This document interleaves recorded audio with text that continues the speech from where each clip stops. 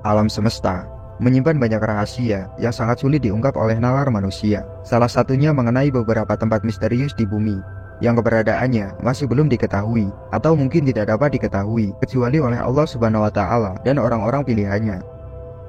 Menariknya, beberapa tempat tersebut tertulis dalam kitab suci Al-Quran. Namun, sampai saat ini, manusia modern masih belum bisa menemukan beberapa tempat misterius yang disebutkan dalam Al-Quran tersebut. Bahkan, sudah banyak orang yang berusaha untuk menjangkau tempat misterius tersebut, tetapi tetap tidak berhasil.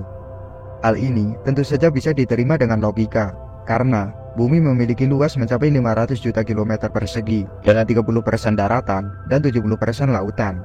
Karena itu, luas daratan hanya mencapai 149 juta kilometer persegi, dan masih banyak lokasi yang belum terjamah. Wilayah yang sampai saat ini belum banyak terjamah manusia adalah lautan, karena sebagian besar permukaan bumi tertutupi oleh air. Bagi kalian yang masih penasaran dengan tempat misterius yang disebutkan dalam Al-Quran, mari simak video ini sampai selesai.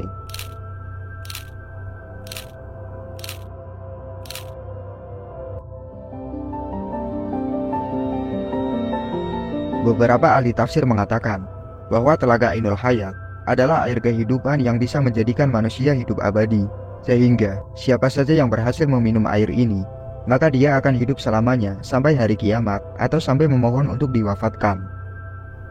Kisah mengenai Telaga Ainul Hayat ini tercatat dalam Al-Quran Surat Al-Kahfi ayat 83-101.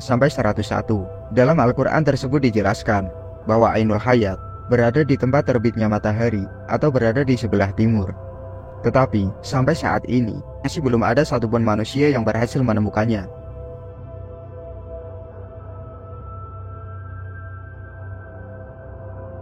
Sementara itu, dikisahkan bahwasanya Nabi Khidir alaihissalam dan Raja Dzulqarnain sempat mencari tempat tersebut selama kurang lebih 12 tahun.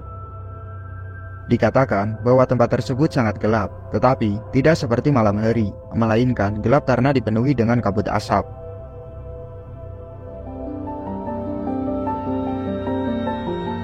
Kisah misterius mengenai tembok besi raksasa yang dibangun oleh Raja Dzulqarnain yang tidak lepas dengan keberingasan Ya'juj dan Ma'juj, yaitu kaum perusak di muka bumi. Dikatakan dalam Al-Quran Surah Al-Kahfi ayat 93-97 bahwa tembok tersebut berada di antara dua gunung. Diceritakan bahwa Ya'juj dan Ma'juj adalah manusia yang juga keturunan Nabi Adam alaihissalam.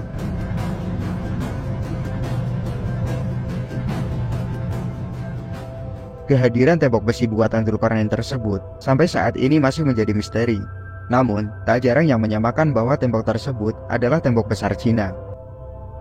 Selain itu, ada pula yang meyakini bahwa lokasi tembok Ya'juj dan Ma'juj berada di antara Samarkand dan India. Seperti yang diungkap oleh Abdullah Yusuf Ali dalam tafsir The Holy Quran, sekitar 240 km di sebelah tenggara Bukhara terdapat celah sempit di antara gunung batu.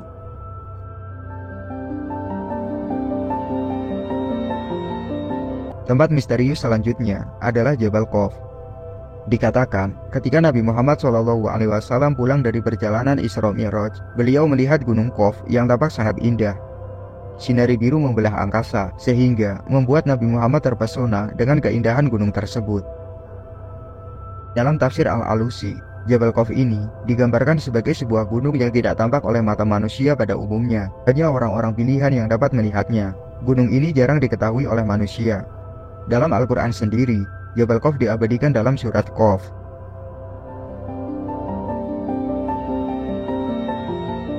Beberapa tempat yang ada di muka bumi ini masih menyisakan misteri, termasuk sumur Barhut. Tempat misterius satu ini diyakini bukan digali oleh manusia, tetapi dengan bantuan jin.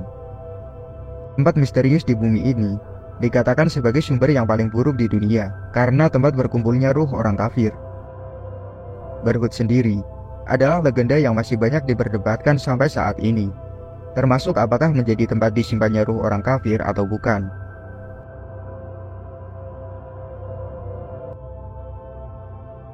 Lokasi sumur ini berada di lembah padang pasir yang bernama Barhut, tepatnya di Hadramaut, Yaman.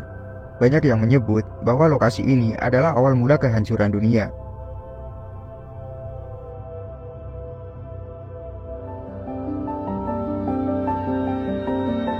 Dajjal adalah makhluk Allah Subhanahu wa Ta'ala yang memiliki kekuatan besar di muka bumi ini.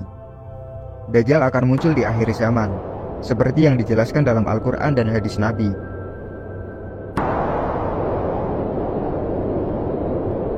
Dalam hadis yang diriwayatkan Imam Muslim, sudah diterangkan bahwa ada suatu lokasi yang diketahui sebagai tempat dibelenggunya Dajjal oleh Allah Subhanahu wa Ta'ala. Salah seorang sahabat Nabi bernama Tamim Ad-Dari mengatakan bahwa ia pernah tersesat di suatu pulau yang terdapat binatang berbulu lebat dan seorang pria yang dibelenggu. Sahabat Tamim Ad-Dari menyebutkan bahwa lokasi itu berada di Laut Syam atau di Laut Yaman. Terkait isu tersebut, beredar anggapan bahwa keterangan sahabat Tamim Ad-Dari tersebut merujuk pada Pulau Socotra.